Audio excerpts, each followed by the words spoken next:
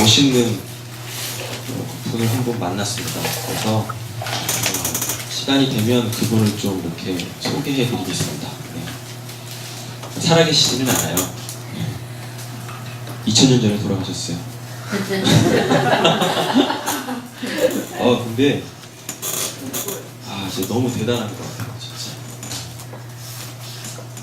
뭐 이런 말씀을 전하면 오해하지 마세요. 제 보기엔 예수님보다 더 대단한 것 같아요. 네. 예수님보다 더 대단한 것 같아요. 정말. 근데 그분이 예수가 아니면 그렇게 될 수가 없어요. 그러니까 예수가 더 대단하죠. 그렇죠? 딱 보면 그냥 예수님보다 더 대단한 것 같은데 그를 그렇게 만드신 분이 예수님이시거든요. 네. 예수님이 대단하신 거죠. 설교 시간이 되면 폴리갑이라는 분이세요. 예, 폴리갑 들어보신 분들도 계실 텐데 그분의 순교사화를 시간이 되면 좀 이야기 해드리겠습니다. 예. 폴리캅이라고 합니다. 예. 폴리스하고 캅을 붙여놓은 거예요. 예, 경찰관. 자, 39장 1절부터 23절까지 1절부터 23절 말씀까지 우리 홀수절은 우리 남자 선생님, 짝수절은 이렇게 하면 비율이 너무 안 맞군요. 자, 여기 홀수절 이쪽 줄 짝수절 해서 이렇게 교독으로 읽겠습니다. 자, 읽겠습니다. 요셉이 이끌려 애굽에 데려가매 바로의 신하 친히 대장 일곱 사람 보디발이 그를 의리로 데려간 이스마엘 사람의 손에서 요셉을 사하냐. 여호와께서 영원하시고 영원을 전하여 그의 기록을 하시니 그의 주인이 여호와께서 그와 함께 하심을 보며 또 여호와께서 그의 범사에 형통하게 하심을 보았더라. 요셉이 그의 주인에게 은혜를 입어 섬김에 그가 요셉을 가정 총무로 삼고 자기의 소유를 다 그의 손에 위탁하니 그가 요셉의 자기의 집과 그의 모든 소유를 주관하게 한 때부터 여호와께서 요셉을 위하여 그 애굽 사람의 집에 복을 내리시므로 여호와의 복이 그의 집과 밭에 있는 모든 소유에 미친지라. 주인이 그의 소유를 다 요셉의 손에 위탁하고 자기가 먹는 음식 외에는 간섭지 아니하였더라. 요셉은 용모가 변하고 아름다웠더라. 그 후에 그의 주인 하나님과 요셉에게 눈치차다가 공심하기를 정하니 요셉이 거절하며 자기 주인의 아내에게 이르되 내 주인이 집안의 모든 소유를 간섭하지 아니하고 다 내 손에 위탁하였으니 이 집에는 나보다 큰 이가 없으며 주인이 아무것도 내게 금하지 않았어도 금한 것은 당신뿐이니 당신 그의 아내임이야. 그런즉 내가 어찌 그날을 행하여 하나님께 죄를 지으리까. 여인이 날마다 요셉에게 전하였으나 요셉이 듣지 아니하여 동침하지 아니할 뿐더러 함께 있지도 아니하니라. 그러할 때 요셉이 그의 일을 하러 그 집에 들어갔더니 그 집 사람들은 하나도 거기에 없었더라. 그 여인이 그의 옷을 잡고 이르되 나와 동침하자. 그러나 요셉이 자기 옷을 그 여인의 손에 버려두고 밖으로 나가네. 그 여인이 요셉이 그의 옷을 자기 손에 버려두고 도망하여 나감을 보고 그 여인의 집 사람을 불러 그들에게 이르되 오라 주인이 이브리 사람에게 우리에게 데리다가 우리를 희롱하게 하는도다. 그가 나와 동침하고자 내게로 들어오므로 내가 크게 소리 질렀더니 그가 나의 소리 질러 부름을 듣고 그의 옷을 내게 버려두고 도망하여 나가느니라 하고 그의 옷을 곁에 두고 자기 주인이 집으로 돌아가오기를 기다려 이 말로 그에게 말하여 이르되 당신이 우리에게 데려온 히브리 종이 나를 희롱하려고 내게로 들어왔으므로 내가 소리 질러 불렀더니 그가 그의 옷을 내버려 두고 밖으로 도망하여 나갔나이다. 그의 주인이 자기 아내가 자기에게 이르기를 당신의 종이 내게 같이 행하였다 한 말을 듣고 심히 노한지라. 이에 요셉의 주인이 그를 잡아 옥에 가더니 그 옥은 왕의 제수를 가두는 곳이었더라. 요셉이 옥에 갇혔으나 여호와께서 요셉과 함께 하시고 그에게 인자를 더하사 한수장에게 은혜를 받게 하시니 한수장이 옥중 제수를 다 요셉의 손에 맡기므로 그 재반 사물을 요셉이 처리하고 한수장은 그의 손에 맡긴 것을 무엇이든지 살펴보지 아니하였으니 이는 여호와께서 요셉과 함께 하심이라. 여호와께서 그의 범사에 형통하게 하셨다. 아멘. 오늘 설교의 제목은 죄를 지을 수가 없어요 거든요. 근데 39장을 통하여서 우리가 배워야 될 게 있습니다. 뭐냐면 39장 자체를 보면 되게 암울하죠. 되게 암울해요. 뭐 때문에 암울해요? 요셉이 겪는 고난 있죠. 이 고난 때문에 되게 암울한데 우리한테 39장이 주는 교훈은 뭐냐면 이 고난 속에 있는 요셉이 누구와 함께 있어요? 그쵸? 하나님과 함께 하네요. 하나님과 함께. 그럼 이걸 한마디로 줄이면 뭐예요? 하나님과 함께 한다. 임마누엘이죠? 임마누엘이에요.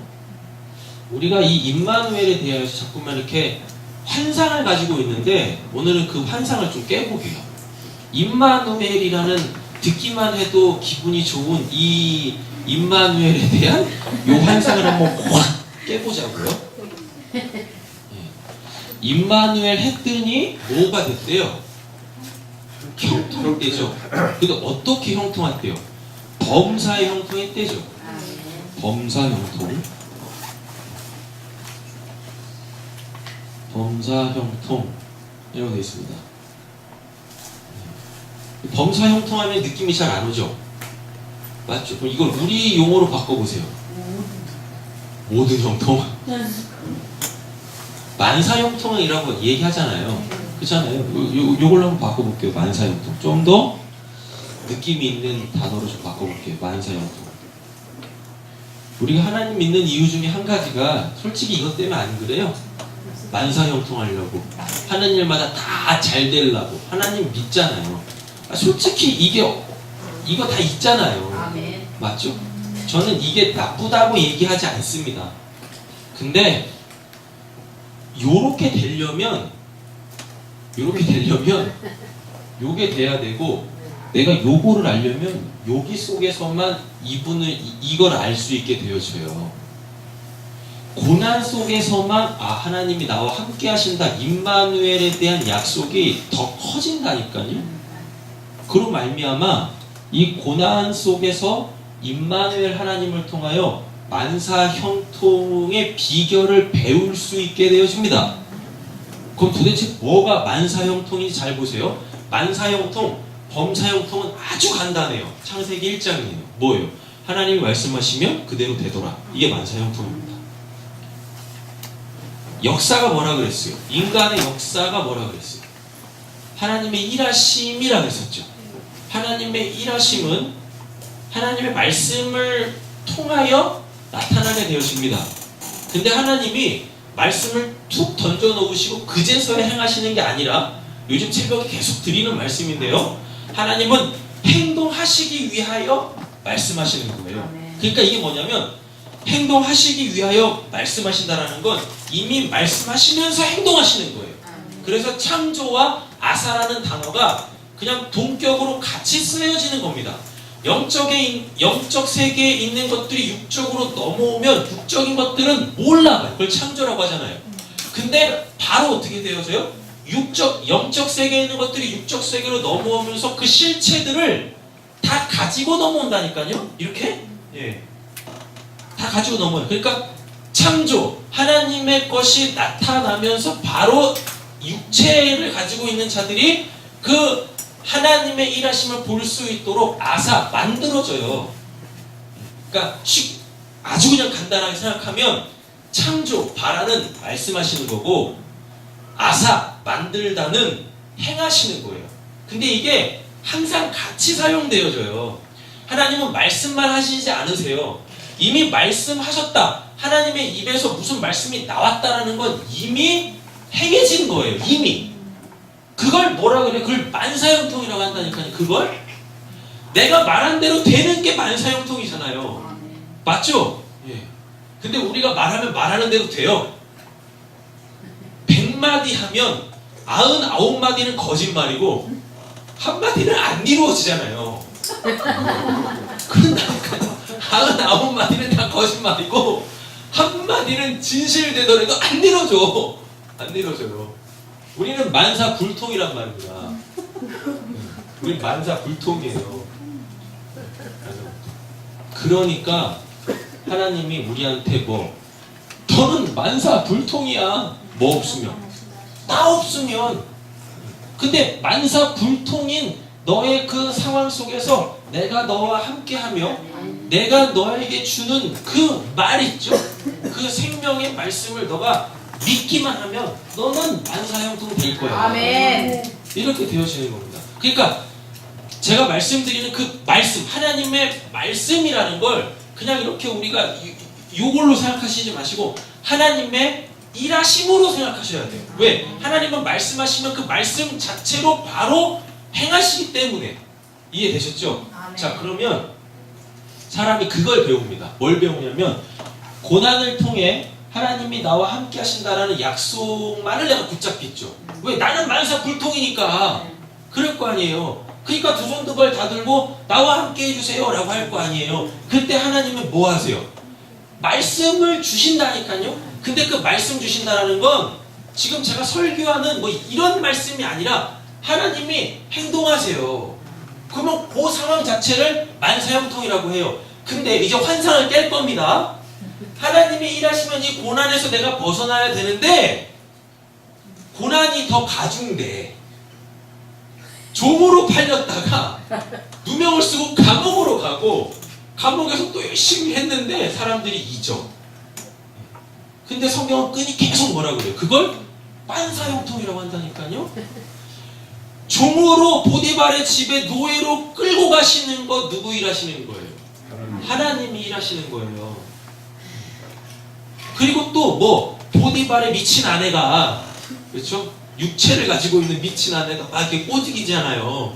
날마다 꼬신다니까요. 날마다. 그냥 어느 날 그냥 날 잡아서 한번 이렇게 훅 이렇게 한번 이렇게 찔러보는 게 아니라 날마다 유혹했대요. 날마다. 그래가지고 어떻게 해요? 내가 하나님 앞에서 득지하랴? 내가 하나님께 득지하랴? 내가 하나님께 죄 짓겠습니까? 안 그러잖아요. 그쵸? 그랬는데 그러면은 뭐 이게 이 상황 종료돼야 될 거 아닙니까? 근데 어떻게 되어집니까? 누명 쓰고 감옥 간다니까요. 근데 그게 하나님의 일하심이래요. 근데 그게 하나님의 일하심이래요. 그러니까 뭘 가르쳐 주려고 하는 거예요? 뭘? 너 만사불통, 나 만사형통. 그러니까 이게 뭐냐면 하나님의 일하심을 통해서 하나님의 만사형통을 통해서 내가 만사불통이라는 자라는 걸 알아먹게 하시려고 하는 겁니다. 그래야 우리가 무엇해요? 그래야 우리가 교만하지 않아요. 그래서 이렇게 우리를 계속 낮추시는 거예요. 낮추면 언젠가는 우리가 뭐가 돼요? 실력자가 됩니다. 실력자. 하나님의 만사형통, 하나님의 일하심 계속 끝도 보이지 않는 것 같은 나락으로 요셉을 계속 추락시키시죠. 고난의 환경이 끝날 것 같은데 안 끝나잖아요. 계속 고난이 가중돼서 온다니까요. 여기서 고난을 시작해서 고난이 이렇게 없어지면 좋은데, 고난에서 벗어나면 좋은데 고난이 되게 계속 가중돼요. 근데 그게 만사형통이에요. 하나님의 일하심. 하나님이 그렇게 계속 고난의 깊은 이 심연 속으로, 깊은 물 속으로 계속 끄집어 내리신다니까요. 근데 그거를 통하여 하나님은 요셉을 어떤 사람으로 만드시려고 하시는 거예요? 총리로. 총리의 자리에서 그 일을 잘 감당할 수 있는 그 실력자로 만드시려고 하나님이 계속 낮추시는 겁니다. 근데 그 총리의 자리에서 나란 일을 잘한다고 해서 그게 진짜 고난의 목적이 아니고요. 그게 진짜 실력자가 아니에요. 진짜 실력자가 뭐냐면 형들이 뭐라 그럴 때 우리 좀 살려줘. 미안하다. 동생아 미안하다. 그때 우리가 사탄한테 속아가지고 왜 그때는 헷가닥해가지고 너 팔아먹었는데 우리 정말 너 사랑했었다. 막 이렇게 막 애걸복걸 할 때 요셉이 뭐라 그럽니까? 네. 나한테 그러지 마세요. 이제 저에게 있어서 당신들은 아무것도 아닙니다. 이 표현이 뭐냐면 당신들과 나와 아무 관계도 아니다라는 게 아니라 당신들이 하신 게 아니라 하나님이 당신들을 도구 삼아 나를 오늘 이 자리, 가장 낮은 자리, 겸손한 자리, 하나님 없으면 내가 이 자리까지, 그리고 당신들을 이해하고 그때 당신들이 그 일을 할 수밖에 없었던 그 하나님의 일하심을 몰랐을 거예요. 이게 진짜 실력자라니까요. 이게 하나님은 그거 하시려고 계속 여기까지 끌고 가시는 거예요. 그게 하나님의 일하심이에요. 그게 하나님의 일하심. 그러면 보디발의 아내, 이름도 없는 보디발의 아내가 요셉을 유혹할 때, 여러분 그거는 누가 유혹한 것 같으세요? 누가 유혹한 것 같아요? 하나님이 유혹하는 거예요. 하나님이 누구를 들어? 사탄을 이용해. 그러니까 어느 순간부터 우리 한국 기독교회는 하나님하고 사탄을 이렇게 동격으로 놓고 마치 하나님과 사탄이 막 이렇게 막 싸우는 어떤 그런 논리를 가지고 있어요. 그리고 하나님을 너무 하나님 거룩하신 분이시죠? 하나님을 너무 인간 측면에서 하나님을 너무 거룩하게 만들어가지고 하나님은 사탄을 이용할 수도 없는 분? 여러분, 사탄도 천사예요. 하나님이 쓰시는 천사라니까요. 근데 꼭 안 좋은 일에만 쓰이니까 걔가 뭐가 됐어요? 나쁜 천사가 그냥 악한 종이 된 거예요. 사탄도 하나님의 종이에요. 그러니까 욥기에 보면 어떻게 나와요? 사탄이, 그러니까 신학자들이 제일 이해 안 되는 부분이, 해석을 못하는 부분이, 어떻게 사탄의 천상의 회의에 가가지고 그 천사들하고 하나님하고 같이 회의를 할 수 있습니까? 말도 안 되지. 이런다니까요. 아니 왜? 하나님이 그렇게 하시겠다는데 뭘 인간이 뭘 하나님을 더 뭐 존엄하게 하겠다고 뭘 거기다 토를 달아요. 하나님이 사탄한테 앉아 거기 하면 앉아야지. 안 그래요? 여러분 욥기 잘 보세요. 하나님이 사탄을 천상 회의 자리에다 놓는다니까요. 그리고 물어보잖아요. 사탄한테 너 어디 돌아다니다 왔냐? 네, 제가 세상을 돌아다니다 왔습니다. 욥은 봤냐? 예, 욥 봤습니다. 하나님이 물으신다니까요.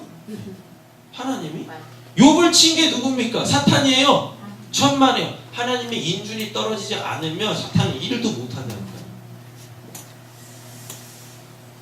11명의 형들, 10명이죠, 10명. 요셉이 11번째니까 10명의 형을 격동시켰던 분도 누구세요? 하나님이세요. 누구 때문에? 요셉 때문에. 요셉 뭐 만들라고? 요셉을 앞으로 우리를 구원할 예수의 그 모형으로 만드시기 위하여 그렇게 하나님께서 그들의 형들을 이용해 여러분 요셉을 그 십자가의 길로 보내는 거예요. 먼저. 아니 그 길이 십자가 길 아니에요? 요셉이 쭉 가던 그 길이 십자가의 길 아닙니까? 여러분 십자가의 길을 너무 막 이렇게 막 험하고 이렇게 막 힘든 길로 생각하지 마세요. 실제적으로 그렇지만 십자가의 길을 한마디로 정리를 해보면 그 십자가의 길 끝자락에 뭐가 있는지를 보시면 됩니다. 십자가의 길 끝자락에 뭐 있어요? 사랑 있잖아요. 사랑. 그렇죠? 사랑으로 통하여서 이 땅에 어떠한 아주 중요한 개념 하나가 딱 들어왔어요. 그게 뭐예요? 용서. 사랑이 없으면 용서가 안 돼요. 되셨죠? 그러니까 사랑이 없으면 용서라는 건 나올 수가 없어요.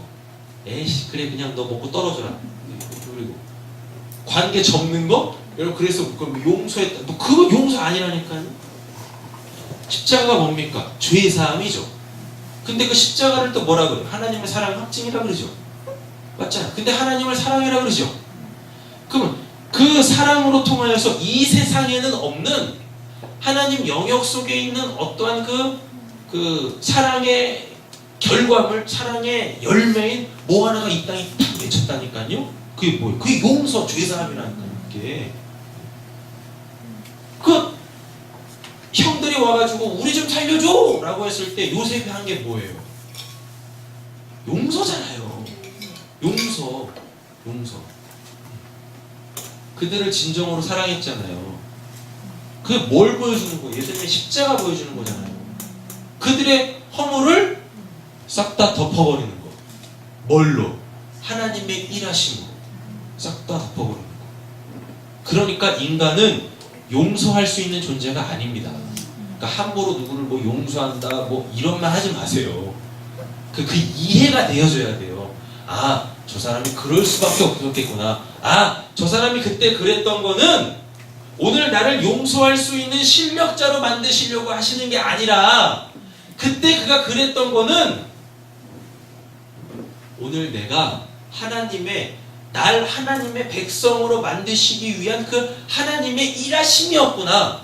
그러면은 그는 더 이상 안 보이겠죠. 맞죠? 내 위에 계신 하나님만 보이겠죠.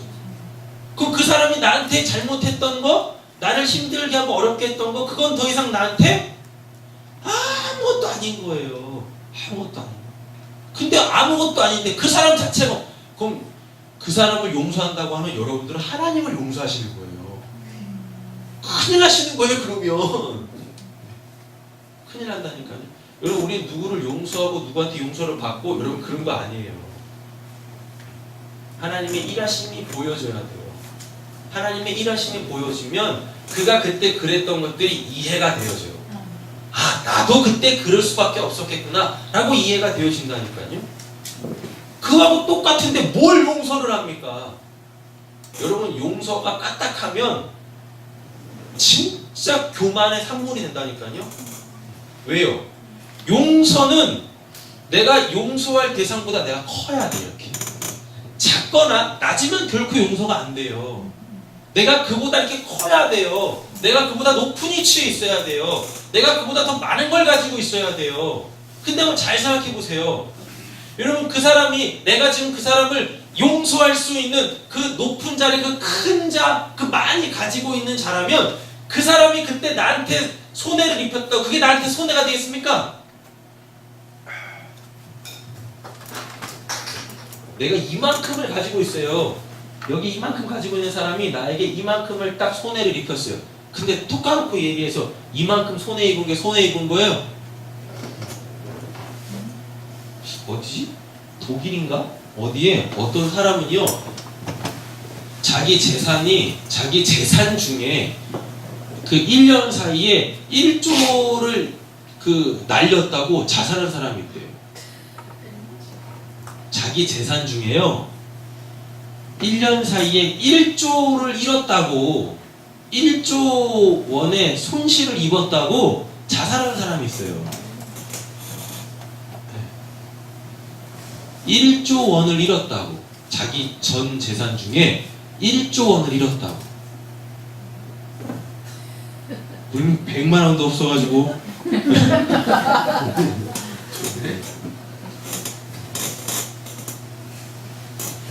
이런 돈은 그냥 가만 놔두면 어느 정도 액수가 있는 돈들은 그 돈이 돈을 낳는다니까요. 그 사람한테 1조 원은 목숨을 잃을 만큼의 그렇게 큰 돈 아닙니다. 근데 그거 잃었다고, 우리나 1조 하면 상상도 할 수 없는 돈이어가지고 죽을만 하네 그러겠지. 아니, 그 사람한테 그거 아니에요. 1년도 안 돼서 회복할 수 있는 그거밖에 안 된단 말이에요. 이 사람이 나한테 예전에 이만큼 손실 입혔던 거 시간이 지나면 이미 이거는 복구가 돼 있다니까요. 이미. 그러니까 이 사람을 이거 자체가 이미 넌 내 밑에 있는 자야. 엄청난 교만인 거예요. 엄청난 교만.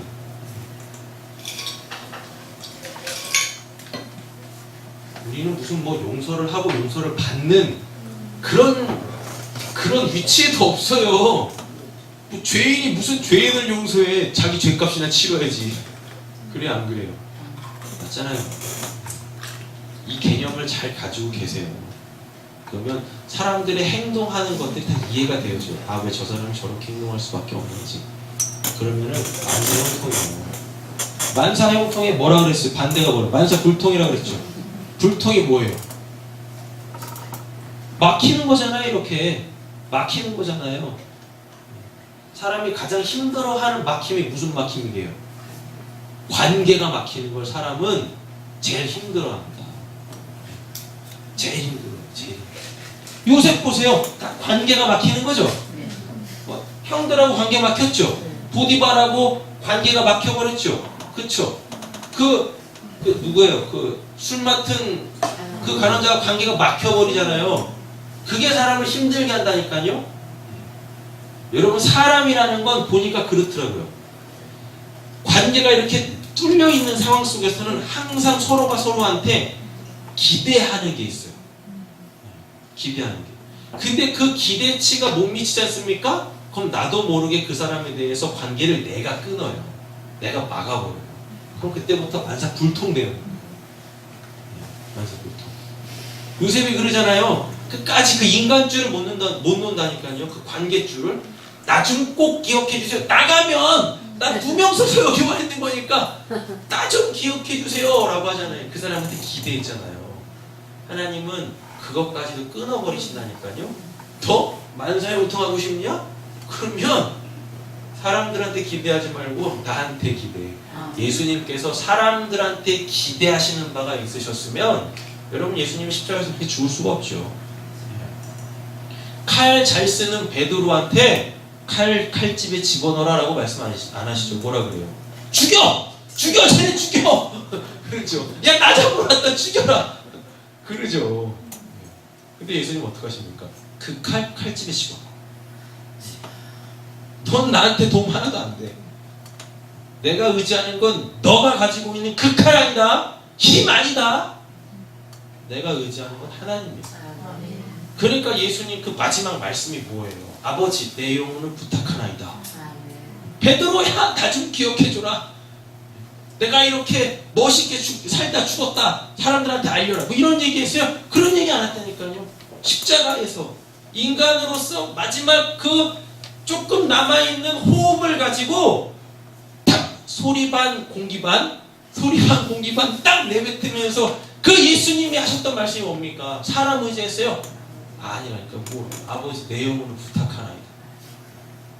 하나님한테만 기대하세요. 아멘. 사람한테 기대하지 마세요. 사람한테. 옆에 계신 분 한번 보세요. 기대할 만한 게 뭐 있나? 없다니까요. 기대할 만한 게 없으니까 여러분, 그냥 그에게 사랑을 주세요. 그냥 내 사랑을 주세요.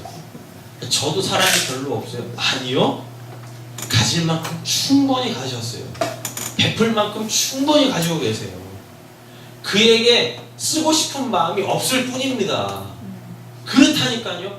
옆에 계시는 분 보세요. 얼마나 사랑이 충만하게 생기셨어요. 진짜 사랑이 충만하게 생기셨다니까요. 내 안에 사랑이 없어서 사랑을 못하는 게 아니에요. 사랑할 마음이 없기 때문에 그래요. 사랑은 다 있는데 그 사람에 대하여 내가 사랑할 마음, 그게 없기 때문에 내가 사랑을 안 하는 겁니다. 근데 사랑을 한번 줘보세요. 기대하지 마시고 그냥 사랑을 줘보세요. 그럼 그와의 관계가 뻥 뚫려요. 뻥 뚫린다니까요. 되셨죠? 여기까지는 정리가 다 되셨을 거예요. 자, 오늘 뭐 설교는 거의 다 3분의 1은 이 정리가 다 된 것 같아요. 네? 왜요? 안 좋은 반응도 보이십니까? 오늘 설교의 제목은 죄를 지을 수 없어요인데요. 우리는 죄를 지어요. 근데 이렇진 않아요. 죄를 지을 수밖에는 없어요. 이제 그건 아니에요. 구원을 받기 전에는 죄만 짓는 자들이었는데요. 복음을 듣기 전에 우리는 죄만 짓는 자들이었는데 복음을 듣고 하나님이 예수에 대한 십자가에 대한 그 믿음을 주시면 우리는 어떤 사람이 되냐면 죄 안 지을 수 있는 사람이 돼요. 죄 안 지을 수 있다라는 얘기는 죄를 지을 수도 있다라는 걸 항상 내포하고 있습니다. 되셨죠? 그러니까 단계를 보면 이렇게 되어 있어요. 죄 지을 수밖에 없어요. 근데 지금 복음을 듣게 되어지면 우리는 지금 여기 있겠죠. 여기 그리스도인 이렇게 있을 거 아닙니까? 그럼 여기는 뭐냐면 죄를 안 지을 수 있어요.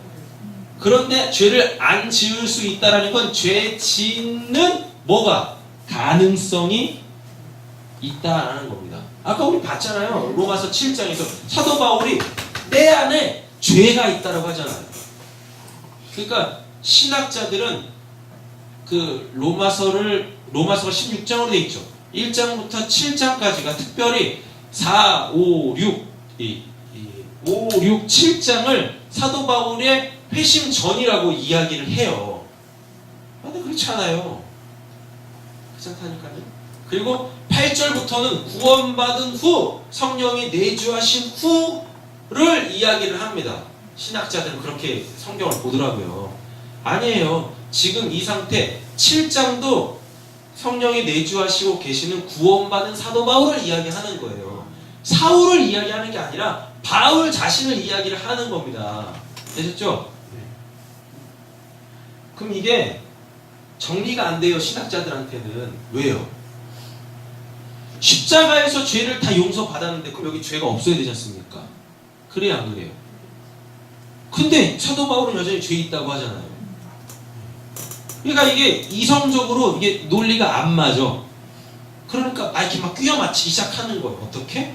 7장까지는 사도 바울의 회심 전 사울, 8장부터는 회심 후 구원받은 바울, 이렇게 하면서 이렇게 막 성경을 난도질한다니까요.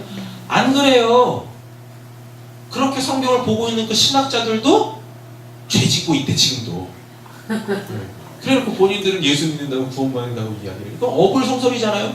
자기네가 이야기하는 것과 자기의 삶과 너무 안 맞잖아요. 성경을 보는 것과 자기의 실제적인 신앙은 전혀 안 맞잖아요. 성경은 그렇게 이론, 실제 따로가 아니에요. 그냥 이론이 실제고 실제가 이론이에요. 교리가 그냥 우리가 믿는 바고 믿는 바가 그냥 우리의 삶인 거예요. 그럼 그냥 있는 그대로 받으면 되는 거예요. 뭐? 여전히 내 안에 뭐가 있다? 죄가 있다. 근데 십자가는 이 죄로 통해서 죄의 삭신, 사망으로부터 나를 건졌다라는 거지. 여전히 내 안에 죄는 있다니까요. 근데 더 이상 우리는 이 죄가 여전히 있지만 죄의 종노릇 하지는 않아요. 주의 종이 됐지. 이렇게 십자가는 여기에 매여있던 나를 이쪽으로 옮겨버리는 겁니다. 그런데 여기에 영향을 계속 받게 만들어요. 이거를 신학적인 용어로 오염이라고 해요. 오염. 잘 보세요. 여러분 우리 찬이가 급해서 여기다가 그 대변을 놨습니다. 그럼 여기가 지금 더러워진 거죠. 죄판이 된 거잖아요. 그렇잖아요. 뭐라고? 똥판이 됐잖아요. 똥판이. 아주 성경적입니다. 배설물로 여기노라. 똥판이 됐잖아요. 그러니까 더러워졌잖아요. 예수님의 십자가는 뭐냐면 그 똥 자체를 딱 퍼가지고 정화조에다가 버린 겁니다. 되셨죠? 근데 여기에 그 흔적은 있죠. 그걸 오염이라고 합니다. 이게 아직 있어요. 죄의 뿌리는 뽑혀 나갔는데 그 죄가 여전히 내 안에 뭐를 남아있어요? 오염되어져 있다니까요. 오염? 그러니까 죄의 뿌리는 사라졌으니까 죄의 삭도 사라지겠죠. 그런데 여전히 냄새는 남아있어. 그리고 여기 이렇게 흔적이 이렇게 있다니까? 그렇다고 그게 똥은 아니잖아요. 흔적이지. 오염되어 있는 상태지. 그렇죠? 그럼 아주 간단해요. 이 오염으로부터 벗어나는 방법은 딱 한 가지밖에 없어요. 여길 나가면 돼요. 거기가 천국이고. 이 육체를 벗어나면 돼요. 그러니까 더 이상 우리한테 죽음은 죄의 결과가 아니라 나의 온전한 구원이 되는 겁니다. 그 죽음이라는 거. 그러니까 참된 그리스도인들한테는 죽음이라는 게 더 이상 두려움의 영역 속에 있는 게 아니에요. 내가 죽었는데 내가 지금 하나님을 믿고 있는데도 불구하고 이렇게 죄 지었는데 내가 죽으면 이거 지옥 가지 않을까? 여러분, 나의 죽음은 그걸 이야기하는 게 아니에요. 하나님이 우리에게 주신 믿음은 내가 오늘 죄 짓는 나의 모습 때문에 흔들리는 그런 차원이 아닙니다. 되셨죠? 그러니까 자꾸 내가 오늘 하나님 말씀대로 못 살고 죄 짓는 것 때문에 내 믿음이 흔들린다. 그건 믿음 아니에요. 그건 믿음 아니라니까. 그거 하나님이 주신 믿음 아니에요. 그냥 옆에서 축복하면서 그냥 립 서비스 하는 걸로 믿음 있으시군요. 구원 받으십니다. 이것 때문에 그냥 세뇌된 믿음인 거지. 인위적 믿음인 거지. 하나님이 진짜 주신 믿음은 내가 지금 하나님 말씀대로 살지 못하여 죄를 짓고 있다 할지라도 나는 구원 받습니다. 예요. 그러나 나는 구원 받을 거야. 이게 아니에요. 그래서 또 죄 짓는 게 아니라 슬퍼하며 애통하며 고통해하며 내가 구원 받았는데 나 이제 죄 안 지을 수 있는데 또 죄를 져버렸냐. 이러면서 오호라 나는 공고한 사람이로다. 그러나 뭐라 그래요? 그리스도의 사랑에서 끊을 자가 없다라고 얘기하는 거죠. 이게 진짜 하나님이 주신 믿음입니다. 저도 마찬가지고 여기 계시는 분들이 죄 짓는 거 당연해요. 어쩔 수 없어요. 오염되어져 있는데 냄새가 난다니까요. 그 똥 냄새가 그리스도의 향기가 이쪽에서 나오는데 이쪽에서 또 똥 냄새가 나와. 그러니까 이게 믹스가 돼가지고 오묘한 냄새가 나. 그게 우리인 거예요. 아직 우리 그래요. 그러니까 이 인식이 바르게 서 계셔야 돼요. 그래야 2차 죄를 안 짓습니다. 아저씨들이 그러잖아요. 1차 가가지고 1차까지는 용서가 돼. 누구한테? 집사람한테 용서가 되는데 2차, 3차부터는 안 되잖아요.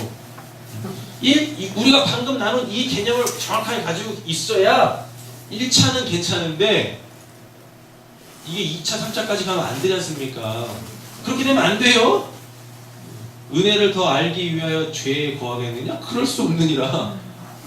1차까지는 그렇다 치더라도 그 1차에 푹 넘어져가지고 2차, 3차 도미노 넘어지지 다 넘어지면 안 되는 거예요. 날이 밝았는데 여전히 마차에 있으면 안 되잖아요. 그쵸? 그렇잖아요. 뭐 1차 무슨 뭐 어디 식당, 2차 노래방, 3차 뭐 어디 갔다가 또 4차 뭐 이렇게 집 앞에 있는 포장마차. 아니 거기까지 가면 안 되잖아요.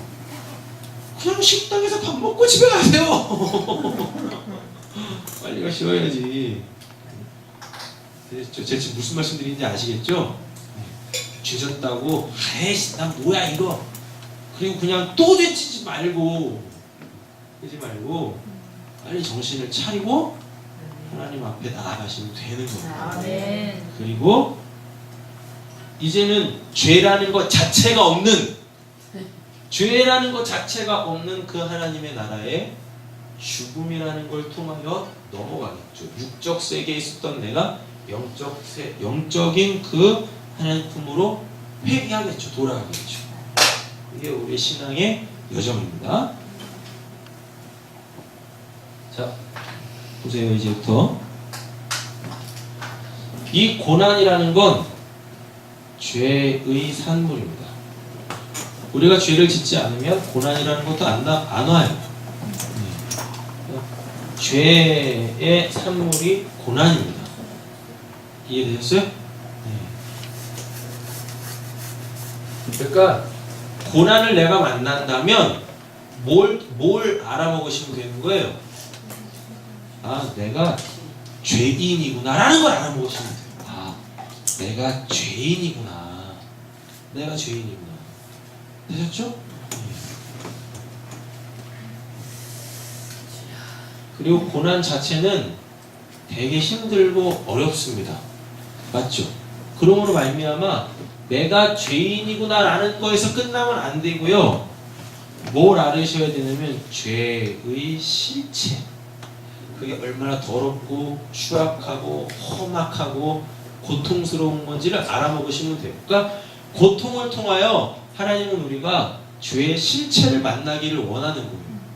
그렇게 혐오스러운데 그 죄를 또 만나고 싶겠어요? 그 죄를 또 짓고 싶겠어요? 아니죠. 그렇게 될 수 없단 말이에요. 하나님은 우리가 죄 안 짓길 원하십니다. 아멘. 예, 진짜요? 하나님은 우리가 죄 짓는 거 원하지 않으세요. 우리가 죄 지을 때마다 하나님은 고통스러워하세요. 고통스러워하신다니까요. 그러므로 말미암아 우리한테 죄의 산물인 고난이라는 걸 허락하시는 겁니다. 그래서 뭘 배우라고? 뭘 배우라고? 죄의 이 실체를 직면해 보라고. 이 죄가 얼마나 더럽고 추악한 건지 아냐? 그게 고통이야. 그게 고난이야. 죄의 실체 이코르 고난. 이렇게 된다니까요. 이렇게. 고난이 오면 아, 내가 죄인이구나. 그래서 그 하나님이 싫어하시는 그 죄의 실체를 딱 만나시면 됩니다. 아, 죄 이렇게 더러운 거네. 이렇게 취약한 거네. 고난과 똑같은 거. 내가 지금 겪고 있는 이 어려움과 이 죄는 똑같은 거구나. 깨달으시면 되는 겁니다. 아셨죠? 두 번째, 하나님의 진노를 배우게 돼 있어요. 그러니까 이 고난은 하나님의 또 진노의 산물이에요. 고난은 하나님의 진노의 산물. 잘 보세요. 우리가 죄를 지으면 하나님 가만히 안 계십니다.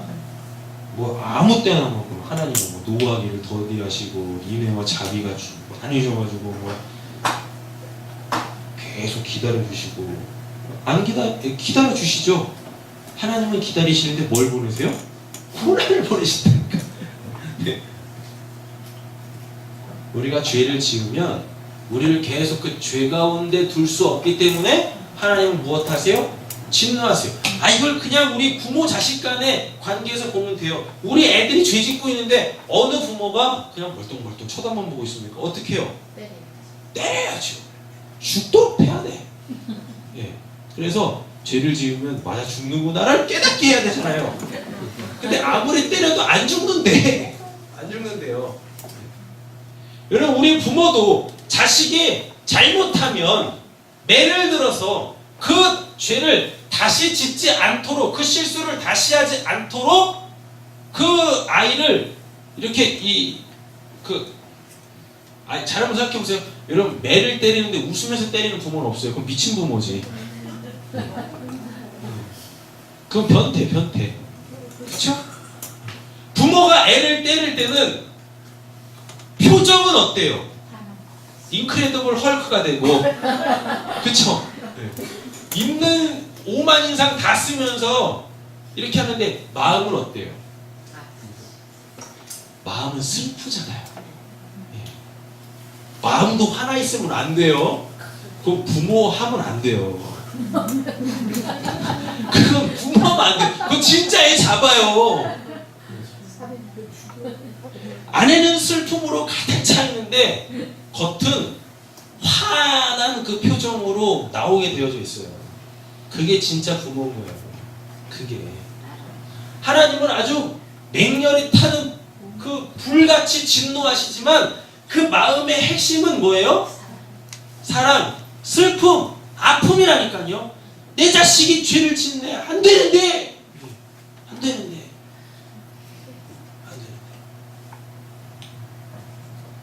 그렇단 말입니다. 아시죠? 그래서 우리가 죄를 지으면 하나님은 진노하시는데 그 하나님의 진노가 어떤 모양으로 온다? 고난이라는 모양으로 온다. 그러니까 우리는 이 고난을 통하여서 진노하시는 그 하나님을 만나야 돼요. 그래서 내가 죄를 지으면 하나님이 이렇게 진노하시는구나. 이렇게 진노하시는구나. 하나님이 좀 두려워야지. 그 진노하시는 하나님 앞에서 애교 떠는 건 또 뭐야? 그건 정신 이상자예요, 그거는. 거기서 애교 떨면 안 돼요. 어떻게 해야 돼요? 손금이 없어질 줄로 빡빡 빌어야 하나님 한 번만 용서해주세요. 하나님 한 번만 용서해주세요. 이래야 되는데 거기서 애교 떨고 있어. 뭐 하트 뿅뿅 날리면 하나님 사랑합니다. 뿅뿅뿅. 뭐 하는 거야 도대체 그게. 실제적으로 그런 사람도 있다니까요. 죄 지어놓고 뭐 하냐면 하나님이 나 사랑하셔. 아무 때나 로마서 8장 1절 써먹어. 그리스도의 사랑에서 날 끊으리요. 아무 때나 사랑 타령해. 참. 왜 하나님의 공의는 안 보는 겁니까? 하나님의 공의, 진노하시는 그 하나님은 왜 안 보는 거예요? 왜 못 보는 거예요? 왜? 그냥 더 맞는 거야. 그래서요. 더 맞아요. 뭐까지 추가돼서 죄 지은 걸로 죄 지은 거 플러스 하나님에 대한 무지. 그래서 한 대만 맞아도 되는데 하나님에 대한 무지가 포함이 돼서 두세 세대 더 맞죠. 너희 내가 아직까지 날 몰라. 이런 그 만화 같은 데 보면 한 대 똥 맞으면은 이렇게 홍 나오죠. 근데 또 때리죠. 이거 또 생기죠. 왜 그러세요? 왜 이 진노하시는 하나님에 대하여서는 왜 사랑이라는 그 하나님의 속성을 가지고 무시를 하냐고요. 그거 하나님 모독하는 거예요. 그거 하나님에 대한 무지예요. 무지. 그러니까 호세아서에 뭐라 그래요? 호세아서의 핵심이 뭐예요? 사랑이죠. 끝까지 사랑하는 거. 창녀 고멜 끝까지 가서, 아니 그냥 그 돈을 받고 몸을 파는 것도 아니고 돈을 주고 몸을 팔잖아요. 근데 줄 돈이 없어. 그래서 외상으로, 아니 이거는 외상을 그리고 몸을 파는 게 아니라 외상을 주고 자기를 줘. 관심도 없는 사람한테 내가 내 돈을 주고 날 가지시오라고 한다니까요. 근데 돈이 없어 나한테. 그래가지고 뭐 하냐면 달아나? 무슨 선술집입니까? 달아나? 그래요. 근데 하나님이 뭐라 그래요? 호세아한테 야, 돈 가지고 가서 그 빚 갚아주고 네 아내 데리고 와. 그게 십자가니까. 그게 구원 공짜로 받는 거 아닙니다. 구원 어떻게 공짜로 받아요? 대가 지불이 있다니까요. 다만 내가 평생 갚아도 못 갚는 그 분량이기 때문에 하나님이 대신 치러주신 거지. 그걸 공짜로 낼름 받아먹으니까 사람들이 다 하나님 이용하는 겁니다. 또 주시겠지. 뭘 그렇게 받아먹으려고. 이미 세상에서 살 수도 없는 거를 은혜로 받았으면 갚을 생각을 해야지. 그 하나님 사랑할 생각을 해야지. 그 하나님을 사랑이라는 이름으로 그냥 더 이용해 먹으려고 하고 있으니. 근데 그게 그렇게 부흥하는 거야. 뭐예요 그걸? 제가 보기에 거기 그냥 돈이야. 돈. 교회가 아니라 그냥 돈이에요. 그 돈 가만 놔두면 돈이 어떤 일정 금액까지 딱 쌓이면 그때부터 돈을 낳는다 그랬었죠. 일하지 않아도 딱 보면 그냥 돈이야. 돈. 고난은 하나님의 진노의 산물입니다. 그렇죠? 예, 이걸 배우셔야 돼요. 그래서 하나님 두려우셔야 된다니까요. 그러니까 누가 요셉이 그러잖아요. 그 보디발의 아내가 막 유혹할 때 뭐라 그래요? 내가 하나님 앞에서. 그때 그 하나님은 요셉한테 어떤 하나님이시겠어요? 사랑의 하나님? 천만에요. 내가 죄 지어도 날 사랑하신 하나님? 그 하나님 아니에요. 어떤 하나님? 공의, 진노하시는 하나님. 진노하시는 하나님.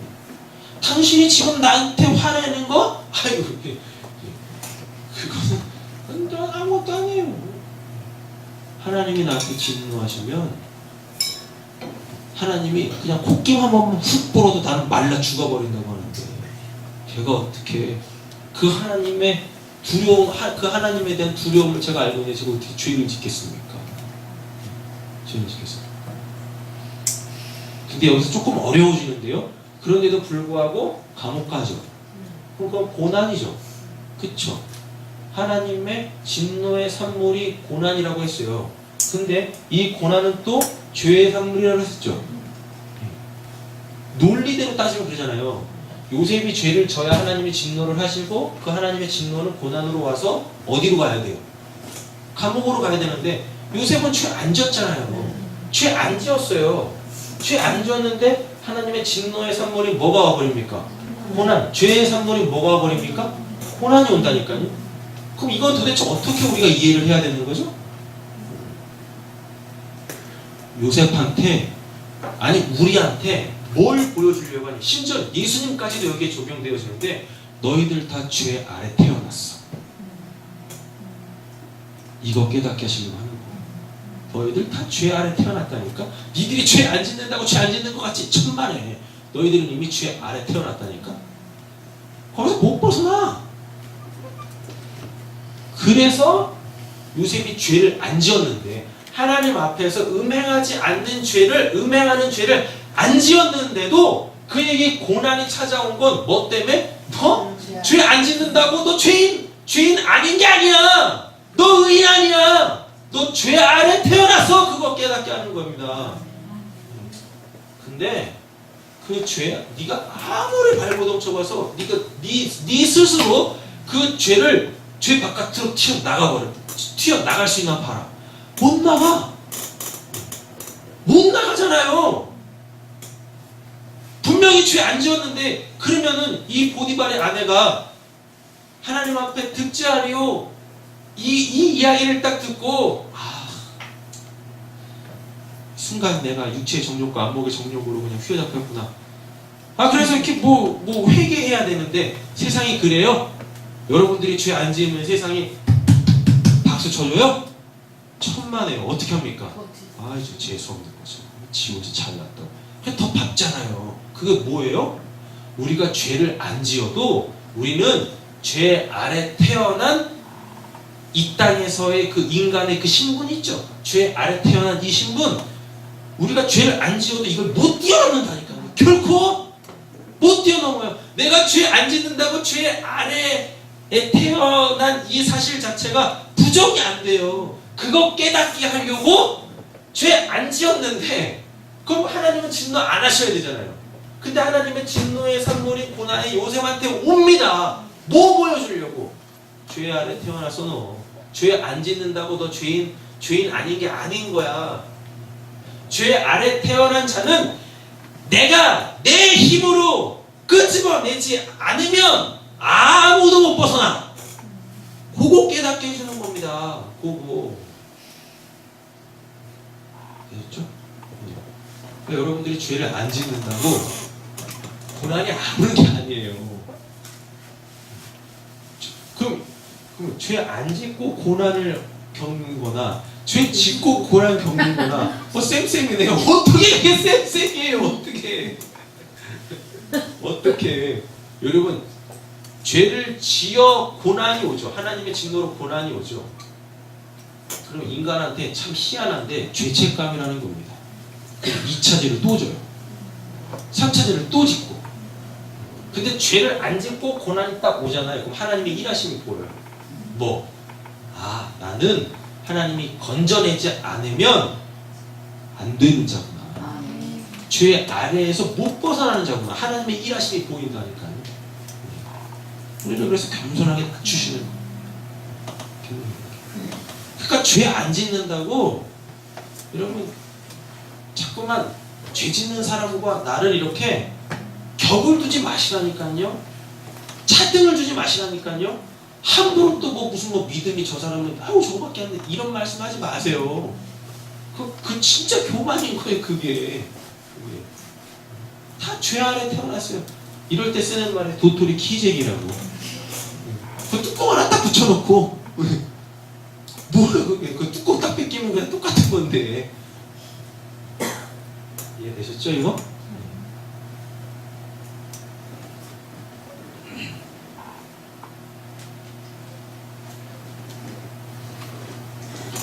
자, 아까 우리 예배 시작하면서 기도하기 전에 로마서 8장 35절 읽어서 다시 한번 읽어볼까요? 로마서 8장 35절.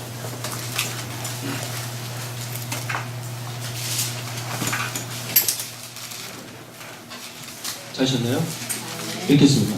누가 우리를 그리스도의 사랑에서 끊으려 환난이나 공고나 박해나 기근이나 짐승이나 위험이나 하리라. 아멘. 거기 뭐 나와요? 죄 아래에 태어난 사람들이 겪는 것들이 다 나와 있어요. 그걸 그냥 한마디로 우리 통합해서 고난이라고 얘기하자고. 여기에서 벗어날 사람이 없어요. 벗어날 사람이 없다니까요.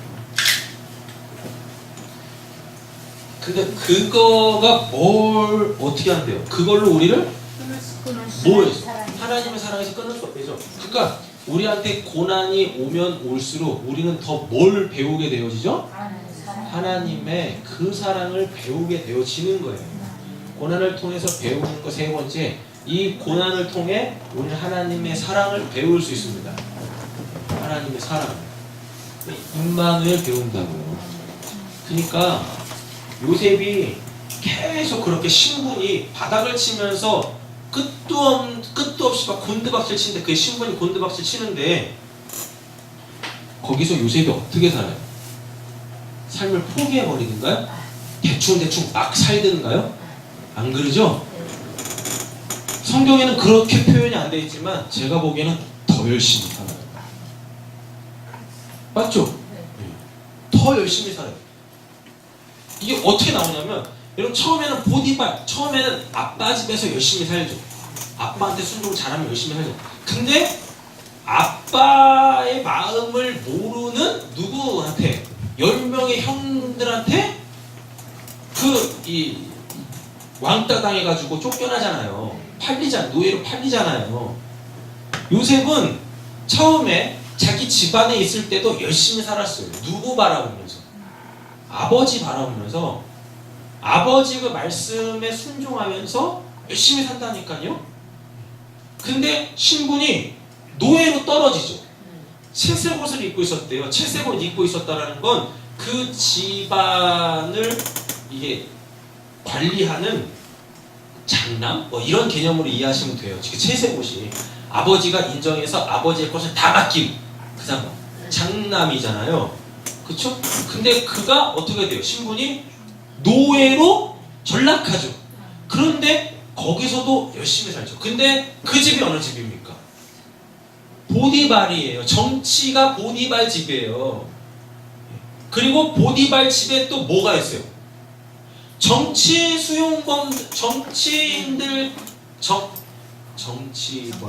정치범들만 수용하는 그 궁중 감옥이 있다니까요. 보디발 집에.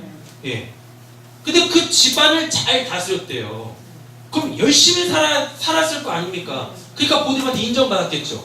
근데 그 규모가 그 다음에 그 하나님이 또 고난을 통하여서 그 신분을 노예에서 죄인으로 또 떨구죠. 모든 사람은 죄인이며 채색 옷 입고 있을 때는 지가 뭐 잘된 것처럼 착각하고 있었는데 결국 어디까지 내려가요? 죄인의 자리까지 내려간다니까요. 아무도 예외 없어요. 죄 아래 태어난 거 아무도 예외 없어요. 다 떨어져요. 죄인의 자리까지 다 떨어진다니까요. 딱 떨어졌는데 규모는 더 커져요. 맞죠?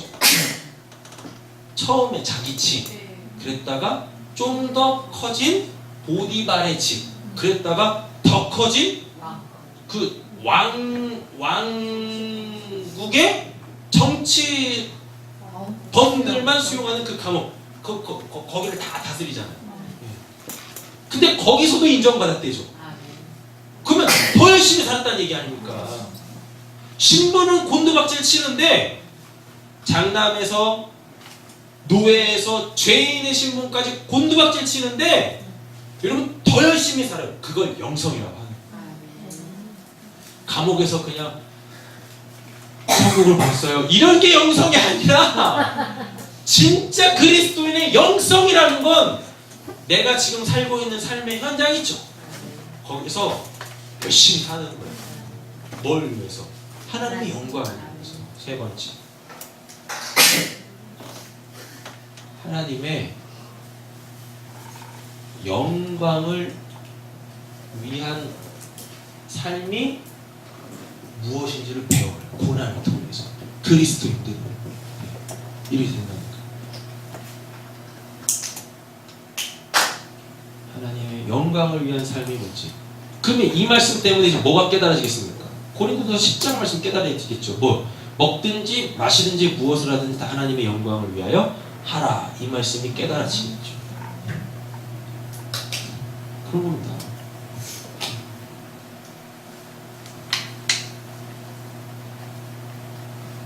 정말 되셨죠? 예. 죄를 지을 수가 없어요. 죄를 안 지을 수 있어요. 우리는. 죄에 오염은 돼 있는 상태입니다. 죄덩어리, 그 똥은 없는데 똥의 흔적과 똥의 냄새는 몸에 배 있다니까요. 어쩔 수가 없어요. 사도 바울이 그게 내 안에 있다고 얘기하니까 죄 지을 수가 없어요가 아니라 우리는 죄 안 지을 수 있어요. 그런데 여전히 죄를 짓죠. 그걸 통하여 우리가 죄 아래 태어났다, 죄인이다라는 걸 하나님은 반드시 우리에게 알아먹게 하신다니까요. 그거를 고난이라는 걸 통하여서 이런 것들을 쭉 배우게 하시는 겁니다. 나한테 고난이 오는 건 첫째, 뭐 때문에? 죄의 산물이기 때문에. 죄 아래 있기 때문에 고난을 피할 수가 없어요. 다 고난을 다 받게 되어 있어요. 그리고 고난은 하나님의 진노의 산물인데 뭐 깨닫게 하려고? 죄인이라는 거, 죄 아래 있는 거 깨닫게 하려고. 되셨죠? 이거 설명 좀 부족했었네. 예. 죄의 산물, 죄가 그만큼 고난은 다 힘들잖아요. 어느 고난이, 누구 고난이 제일 클까요? 내 고난이 제일 커요. 내 고난이 커요. 객관적으로 보면 10g도 안 나가는데 그 사람한테는 그 10g이 뭐 1톤? 뭐 천금만금이에요. 그러니까 내 고난이 제일 큰 거예요. 옆에 있는 사람 암으로 죽어나가도 나 감기 걸린 때문에 나 감기 때문에 나 죽을 것 같아. 저 사람보다 내가 더 힘든 것 같아. 그러니까 내 고난이 가장 힘든 거예요. 자 보세요. 죄의 산물이 고난인데 뭘 하나님이 고난을 통해서 깨닫게 하려면 죄가 그만큼 고통스러운 거야. 이 고난이 고통스러운 걸 가지고 하나님은 죄가 그렇게 고통스러운 거야. 그러니까 죄 지면 안 돼. 나 너 죄 짓는 거 싫어. 마음 아파. 이거. 그리고 이 하나님의 진노의 산물 고난은 죄 아래 태어났다라는 거. 죄 아래 태어났다라는 거. 이거를 인간 스스로는 뛰어넘을 수 없다. 라는 걸 가르쳐 주시려고 하는 거고, 그럼에도 불구하고 고난 속에 하나님의 뭐는? 사랑은 끊이지가 않습니다. 요새 이야기 보면 되잖아요. 입만을 한다니까요. 하나님이 나와 함께 하시는구나. 이게 우리가 고난을 이겨내는 힘인 거죠. 여기서 바로. 그리고 그 고난을 피하지 않고 그 고난의 현장에서 어떻게 해요? 열심히 사는 거예요. 하나님의 영광을 위한 삶이 뭔지를 깨닫게 되어지는 거죠. 자, 이러면 오늘 39장에 나와 있는 모든 이야기들이 다 정리가 됐습니다. 자, 시간이 있어서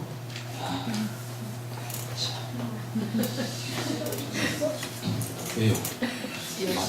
많이 갔나요? 이거 금방 끝나요. 그냥 저도 그냥 책에 있는 거 그냥 그대로 읽어드리는 거니까요. 한번 들어보세요. 왜 지금 이 시대에는 이런 신앙을 찾아보기 힘들까? 특별히 우리나라에는, 제가 보기에 우리나라에는 고난의 신학을 하지 않기 때문에 그렇습니다. 다 번영 신학에 미쳐 있으니까 고난이 설 자리가 없어요. 그러니까 이런 신앙이 나올래야 나올 수가 없어.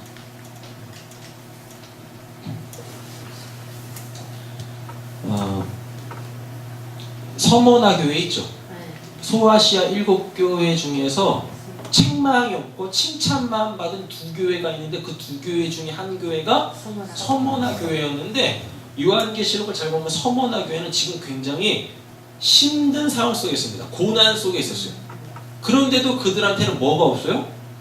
하나님을 책망하시는 죄가 없어요. 그 서모나 교회를 담임하셨던 폴리캅이라는 그때 당시 아마 교부였겠죠. 속사도라고도 이야기하는 것 같은데, 이 폴리캅이라는 목사님이 계셨습니다. 근데 이분이 순교하셨어요. 왜? 그때는 이제 1세기, 2세기 넘어가기 전 그때니까요. 그때는 그 로마의 기독교 핍박이 엄청나게 심했잖아요. 그래서 수많은 사람들이 정말 막 다 순교당했다니까요. 근데 이 폴리캅이라는 이 목사님도 순교를 당하셨어요. 로마 황제 숭배 사상에 굴하지 않고 나는 오직 예수 그리스도만 나의 왕입니다. 나의 주 되십니다. 그거 고백하다가 순교당했거든요.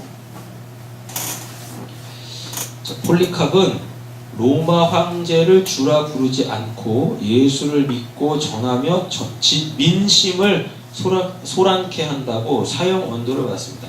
여러분 나라가 지금 이렇게 뭐 민주주의 대통령제 말고요.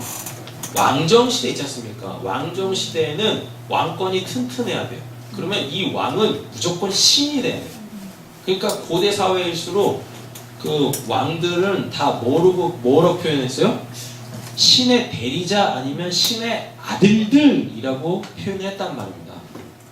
그러니까 로마가 이 세계를 집권할 때, 세계 패권을 가지고 있을 때 여러 민족들을 다 이 점령을 했잖아요. 근데 그들을 통합시키려면 가장 강력한 힘이 뭐라 생각하십니까? 기독교를 아편이라고 얘기했잖아요. 중국 같은 곳에서는. 그렇죠? 예. 종교라는 것밖에 없어요. 신에게 집중시키는 것밖에 없어요. 근데 로마라는 그 왕국이 있지 않습니까? 여기다가 로마가 굉장히 작은 나라잖아요. 지금으로 말하면 이탈리아의 수도 맞나? 수도 맞냐? 예.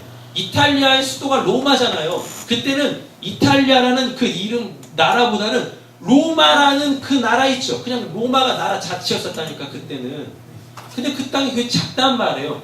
거기에서 세계를 다 통합시키려면 엄청난 그 왕권을 가지고 있어야 돼요. 그러려면 인간의 힘으로는 그게 안 되거든요. 그러니까 어떻게 돼야 돼요? 신이 돼야 돼요. 그래서 황제가 되는 거예요. 모든 왕들 중에 그건 신밖에 없잖아요. 그렇죠? 요게 성경으로 들어와 보면 뭐가 되냐면 만왕의 왕. 그러니까 로마 황제가 뭐라는 얘기예요? 만왕의 왕, 하나님 되겠다는 얘기거든요. 바벨탑 쌓아대가 하나님 높이까지 올라가겠다는 이야기예요. 그런 상황 속에서 폴리캅은 뭐라 그래요? 예수가 만왕의 왕이래. 예수 믿어야 된대. 저 로마가 구원해주지 않는데, 로마가 평화를 주지 않는데요. 모든 길은 로마로 통한다? 팍스 로마나라는 게 있습니다. 로마의 평화가 있을지어다 뭐 이런 거. 로마가 평화가 주는 게 아니라고 예수 믿어야 됩니다 라고 하니까요. 이거는 뭐에 대한 도전이에요? 로마 왕권에 대한 도전이잖아요. 그쵸? 그래가지고 어떻게 해요? 잡아 죽이는 거예요. 잡아 죽이는 거예요. 황제에게 도전했다고 사형 선고를 내려버립니다. 근데 당시에 그 서머나, 그러니까 폴리캅은 서머나 교회의 순교자였고 목사님이었고, 그리고 폴리캅의 친구가 있어요. 어려서부터 배꼽 친구가 있는데 스타티우스라는 이 사람인데, 이 사람은 서머나의 총독이었어요. 예수님 당시에는 그 유다 총독이 누구였어요? 본디오 빌라도였었잖아요. 그쵸? 본디오 빌라도. 근데 서머나에는 그 총독이 누구였냐면 폴리캅의 어렸을 적 친구 중마고였단 말입니다. 스타티우스는 폴리캅을 살리기 위해서요, 수많은 군중 앞에서 폴리캅한테 권유를 합니다. 예수를 한 번만 부인해라. 그러면 살려줄게. 친구니까요. 또 친구니까요. 살리고 싶지 않겠습니까? 괜찮아요. 그래가지고 그 원형 경기장 사자밥으로 죽은 거예요. 지금 사형 선고가 떨어졌으니까 죽여야 될 거 아닙니까? 그때 그 사형은 뭐였냐면 그 사자밥으로 주는 거예요. 사자하고 싸워가지고 이기면 살려주고 뭐 지면 그냥 죽는 거고, 그게 사형 선고였었단 말이에요. 그러면서 사람들한테 볼거리를 제공하고 그런 식으로 사람들이 다 모여있는 그 원형 경기장에서 이 어렸을 적 친구인 스타티우스가 그 폴리캅한테 이야기를 합니다. 야, 예수를 한 번만 부인해라. 그럼 살려줄게.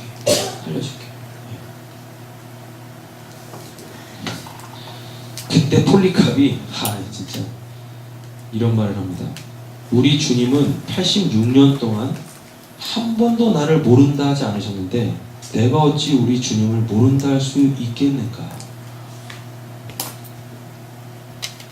이 소리를 듣고 군중들이 난동을 부릅니다. 그래서 폴리캅을 사자의 먹이로 주라고 막 외쳐대요. 딱 누구 보는 것 같아요? 예수님 십자가에 못 박으라고 하는 그 상황 보는 것 같죠? 근데 이 폴리캅의 친구인 스타티우스는 어떻게 해서든지 이 폴리캅을 살려보려고 노력을 했어요. 그런데도 이 성난 군중들은 야, 더 이상은 우리가 못 견디겠다. 사자밥이 아니라 화양을 시켜라라고 해요. 스타티우스가 계속 어떻게든지 좀 살려보려고 막 하는데 이게 폴리캅은 끝까지 예수님의 왕 되심, 주 되심을 막 선포를 하니까요. 이 성난 군중들이 막 미쳐 날뛰면서 사자밥으로는 성이 안 차. 그래서 뭘 하냐면 화형시키라고 한다는 거예요. 화형시키라고. 그러니까 그 빌라도도 폭동이 일어날까 두려워 예수님을 살리려다가 죽이잖아요. 서양 선고를 내려버리잖아요. 그러니까 스타티우스도 어쩔 수가 없는 거죠. 왜? 민중이 자기를 지지하지 않으면 자기는 그 자리에서 쫓겨나야 되거든요. 그러니까 어떡합니까? 세상 권력을 놓칠 수가 없잖아요. 그러니까 군중의 요구에 수응을 할 수밖에 없게 되었습니다. 그래서 폴리캅이 화형을 당하는데 그때 이제 이 폴리캅이 자기 친구 스타티우스한테, 총독 스타티우스한테 이렇게 얘기합니다. 너는 지금 잠깐이면 타다가 꺼질 불로 나를 위협하지만 죄인들을 위해 준비된 영원히 꺼지지 않는 불을 너는 어찌 피하려 하는가. 이 소리를 들으면 우리는 이러면서 나 지금 이렇게 살면 안 돼. 이러잖아요. 근데 이 안에 누가 없으면, 예수가 없으면 어떡하겠습니까? 더 미쳐 날뛰겠죠. 그렇죠? 네. 사람들이 그를 화형대에 묶으려고 했을 때 폴리캅이 그들을 저지합니다. 뭐 몰려들 거 아닙니까? 죽여라! 하면서 막 폴리캅을 그 기둥 있지 않습니까? 뭐 이렇게 중세 영화 같은 데 보면은 마녀 사냥할 때 기둥, 이렇게 나무 기둥에다가 그 마녀로 지목받은 그 여인 이렇게 딱 묶어놓고 불태워서 죽이잖아요. 지금 그 상황인 거예요. 이 미쳐 날뛰는 군중이 이 폴리캅을 잡고 막 이제 묶으려고 하는 거죠. 그때 폴리캅이 하지마! 라고 이야기를 해요. 뭐라고 이야기하냐면 난 괜찮다. 나를 이대로 두어라. 나에게 이 화형을 견딜 힘을 주실 우리 주님께서는 너희들이 나를 묶지 않아도 이 장작 더미에서 움직이지 않고 견딜 수 있는 능력을 주실 것이다.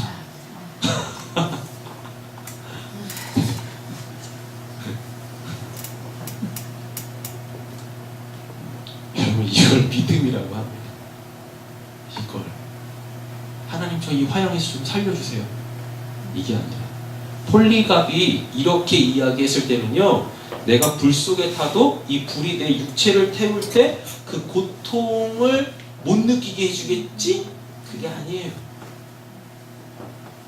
그게 아니에요. 육체적 고통? 불이 살을 태워나가는 그 고통, 인간이 가장 견디기 힘들대요. 그 살이 불에 타들어가는 게 맨정신이, 정신이 있는데 불이 살을 태우는 고통이 가장 힘들대요. 사람이 견디기 가장 힘든 고통이라고 하더라고요. 누가 얘기를 하는데. 폴리캅이 이렇게 이야기했을 때 난 괜찮다. 나를 이대로 두어라. 나에게 이 화형을 견딜 힘을 주실 우리 주님께서는 너희들이 나를 묶지 않아도 이 장작더미에서 움직이지 않고 견딜 수 있는 능력을 주실 것이다. 이게 불이 살을 태우는 그 고통도 못 느끼게 해주실 거야. 폴리캅은 지금 그거 이야기하는 게 아니란 말입니다. 내 믿음은 하나님이 주신 것이고 지금도 그 믿음으로 나를 이곳에서 우뚝 서게 하시는 거, 내 육체적 고통이 내 이 믿음을 꺾어낼 수 없어. 그리스도의 사랑에서 끊어낼 수 없어.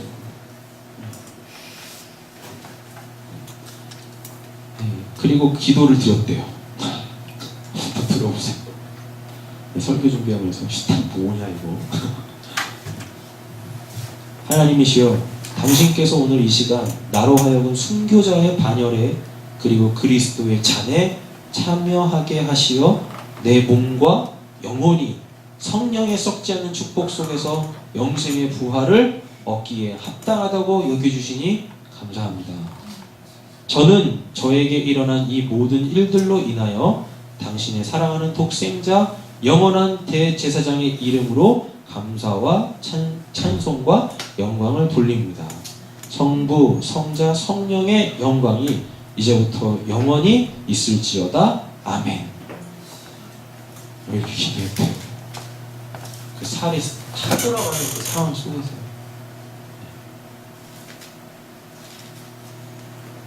이분이 이렇게 될 수 있었던 건 이분의 이 기도문에서 답을 찾았어요. 여러분 지금 한국 교회는 저 천국만 바라고 있죠. 근데 폴리캅의 기도에는 이 천국 없어요. 뭐가 있어요? 부활. 이 육체가 없어져야 내가 하나님 나라 백성 하나님 아들로 진짜 나로 부활합니다. 사도 바울은 한 번도 저 하나님 나라에 대해서 이야기한 적이 없어요. 예수님 자체도 뭘 이야기했어요? 부활을 얘기하셨다니까요.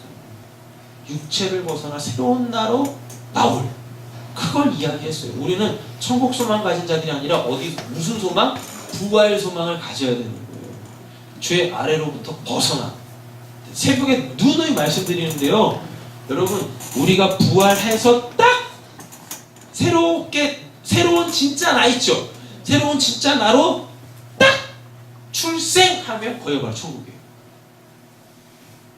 천국이 어디 있는 게 아니라 새로운 나로 내 육체가 죽고 새로운 나로 내가 딱 나올 때 성령으로 잉태됐는데 나올 때 누구로 나오듯이 예수로 나오듯이 성령이 내 안에 내 영으로 있는데 내 육체가 죽으면 그 성령이 진짜 나 있죠. 진짜 나로 딱 나온다니까요. 그러면 그 진짜 내가 서 있는 그곳 자체가 뭐가 됩니까? 거기 천국이라고 합니다. 천국. 예수님이 부활하셨죠. 제자들한테 오셨죠. 이 땅에 여전히. 거기 천국이었어요. 그러니까 그 말이 맞죠. 땅은 하나님의 발판이에요. 하늘은 그의 보좌예요. 하늘과 땅, 새하늘과 새 땅. 예수로 충만한 예수가 있는 그곳, 성령으로 거듭난 사람이 있는 그곳 자체가 새하늘과 새 땅이 된다니까요. 이렇게 어디 뭐 있는 게 아니에요. 어디에 이렇게 4차원의 세계 속에 있는 게 아닙니다. 천국이. 천국이.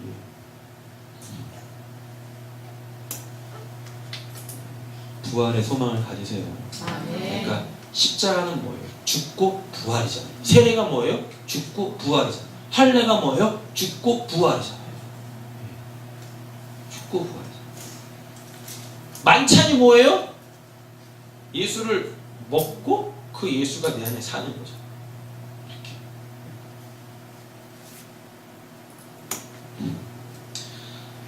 하나님은요 폴리캅의 화형을 막아주시지 않았고 불에 타서 죽으며 느끼는 그의 고통을 감하여 주시지도 않으셨어요. 그런데 그것을 견딜 수 있는 힘을 주셨어요. 그 고통, 미치겠다, 아프다, 고통스럽다. 근데 이 고통 속에서 그 믿음을 잃지 않도록 힘을 주셨다니까. 여러분 그러니까 그 고난이 오면 제발 이 고난 좀 치워주세요 라고 기도하지 마세요. 그냥 그 고난을 이겨낼 수 있는 힘을 달라고 기도하세요. 그 힘은 이걸 배우게 되어질 겁니다. 이것들을. 그리고 여러분들도 폴리캅처럼 멋있는 기도문, 유언들을 남기실 수 있을 거라 믿어 의심치 않습니다. 할렐루야. 뭐 하나는 남겨야 되지 않겠습니까? 뭐 하나는?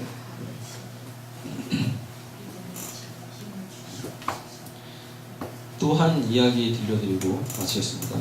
다른 설명 없이 그냥 읽을게요. 르완다 내전 때 르완다의 선교사님이 그곳의 성도들과 함께 경험한 일입니다. 당시 르완다의 기독교인들은 반군들의 타겟이 되어 쫓기고 있었다고 합니다. 그들이 그렇게 도망을 다니다가 결국 반군들에게 발각이 되어 모두 체포되었습니다. 반군들은 그들에게 예수를 부인하고 반군에 참여하겠다고 나서는 자는 모두 살려주겠다는 약속을 했다고 합니다. 그리고 본보기로 그들 앞에서 한 남자의 팔과 다리와 목을 하나씩 잘라가면서 나머지 사람들한테 공포심을 가중시켰대요. 그런데 단 한 사람도 예수 믿는 것을 포기하겠다고 나선 사람이 없었다고 합니다. 그들은 모두 교회 안으로 끌려 들어갔고 반군들은 그 교회를 향해 기관총과 수류탄을 난사하여 한 사람도 남김없이 죽여버렸다고 합니다. 처참한 고통과 고난의 현장이었죠. 그때 그 상황을 몰래 숨어 지켜보던 선교사님이 이런 생각을 했답니다. 이런 상황도 지켜주지 못하는 하나님이 무슨 하나님이냐? 이 선교사님 통하여서 구원받은 사람들은 그 예수 때문에 죽음도 불사하는데, 그 믿음 지키겠다고 죽음도 불사하는데, 그들한테 복음을 전해준 그 선교사는 숨어서 그 모습을 보면서 저 상황도 지켜주지 않는 하나님은 도대체 뭔 하나님이야? 뭐냐고 이거는 뭐야 이거 도대체? 뭐 천국 갔다 오시 지옥 갔다 오시면 그런다면서요? 지옥에 진짜 많은 사람들이 많이 오는 사람들이 목사, 뭐 장로, 권사, 집사라고. 뭐야 이게? 그런데 그와 반대로 그때 그들의 장렬한 죽음을 보며 그 현장에 있던 르완다 반군의 장교가 하나님께로 돌아오게 되었다고 합니다. 도대체 저러한 공포스러운 상황 속에서도 그들을 놓지 않는 그들의 하나님이 누구인가 궁금해했대요. 예수님 십자가에서 못 박을 때 그들 메시아를 기다리던 유대인들 예수님 다 십자가에 못 박는데 그 사형을 집행했던 로마의 백부장은 저가 진짜 하나님의 아들이다. 이상하지 않습니까? 네. 성경은 2000년 전에 끝난 책이 아니에요.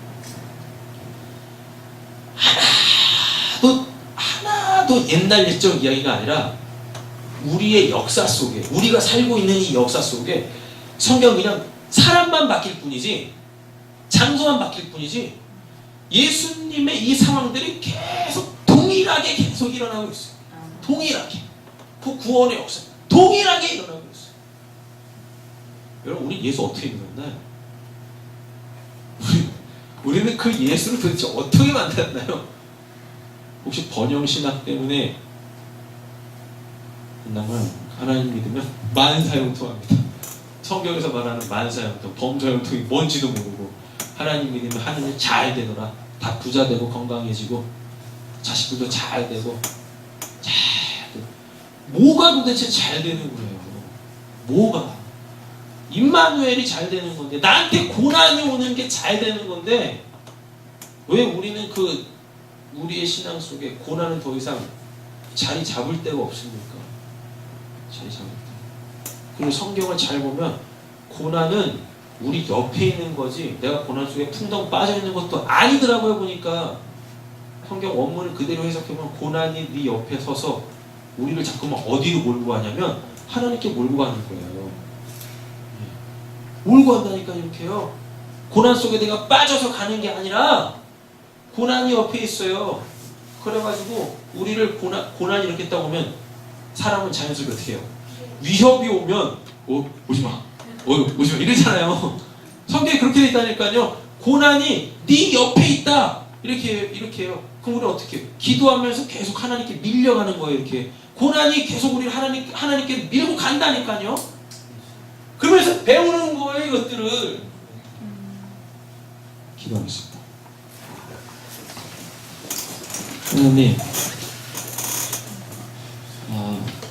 참 이런 말씀 들어도 피부로 잘 와닿지 않을 때가 참 많이 있는데, 이제 이 말씀 들었사오니 이 말씀이 피부로 와닿을 수 있도록 우리에게 고난을 허락하여 주시옵소서. 누구 말 맞다나 고난은 참 역설적으로다가 축복입니다. 고난을 통하지 않으면 우리가 정금같이 나을 수 없고 내 믿음이 하나님 거라는 걸 알게 되어져 그 하나님만을 의지할 수 있게 되어지는데 우린 고난만 오면 이 고난 좀 치워달라고 아 나 미치겠다고 힘들다고 왜 나한테만 이런 고난 주냐고 하나님 원망하고 불평할 때가 너무 많은 것 같습니다. 오늘 말씀을 들었으면 감당하기 힘들더라도 하나님이 말씀 깨닫게 하시고 말씀하셨으니 이제 행하실 줄로 믿습니다. 그런데 그 고난이라는 게 우리가 생각하는 그 고난의 측면하고는 너무 다르기에 고난이 어떠한 얼굴로 다가오더라도 오늘 이 말씀을 기억하여서 하나님께 그 고난 이겨낼 수 있는 힘 달라고 함께 기도하는 저 우리 사랑하는 성도님들 되게 하여 주시옵소서. 감사드리며 예수님 이름으로 기도드립니다. 아멘.